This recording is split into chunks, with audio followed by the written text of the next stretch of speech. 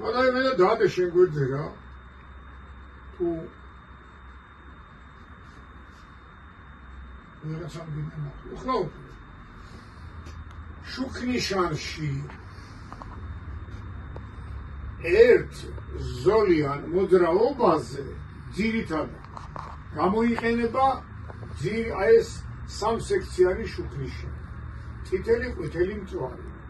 მაგრამ თუ სავალი ნაწილი ორ ან სამზოლიანია დასაშვებია და კარგი იქნება თუ დააყენებენ დამატებით სექცია აი დამატებითი სექცია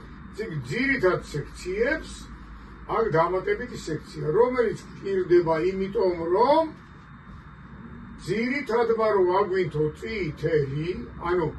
ეს ორი ზოლი გააჩერა ამ მიმართულებით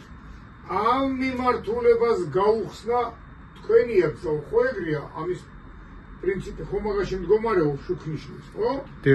ანუ აქედან წამოვიდა ესა შენ აქ გაჩერებული ხარ ესა გაჩერებულია და მესამეს შეუძლია მესამეს ურე ამ დამატებით აი წადი მარჯვნივ ეხლა უყურე აქ არის ერთი კანონი და ეს გავიგო და განაჩენი ბევრმა ეს კანონები არ იცის უმრავლესობა რომ დამატებით სექციაზე მოძრავი ტრანსპორტი აი ეს ტიპი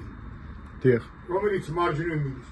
ვალდებულია გაატაროს ჯერ ძირითად სექციაზე მოძრავი ტრანსპორტი და მე გაიაროს თვითონ და მერე გაიარო შენ ეგ ერთი მეორე დამატებით სექციაზე მობრუნების დროს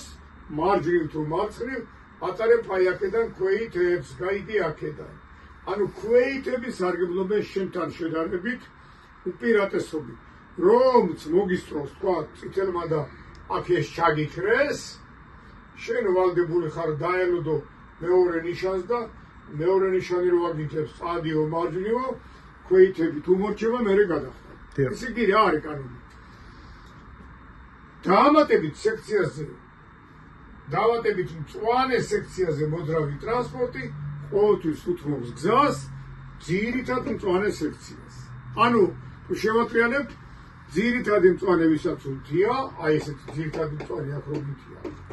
იმას ყოველთვის უთმობს დამატებით იმას აქვს უპირატესობა დამატებითთან შედარებით ეს არის ძალიან ბევრმა ვითომ მაგარმა მწვანე ეს არის ძალიან მაგარი კი ბატონო ასე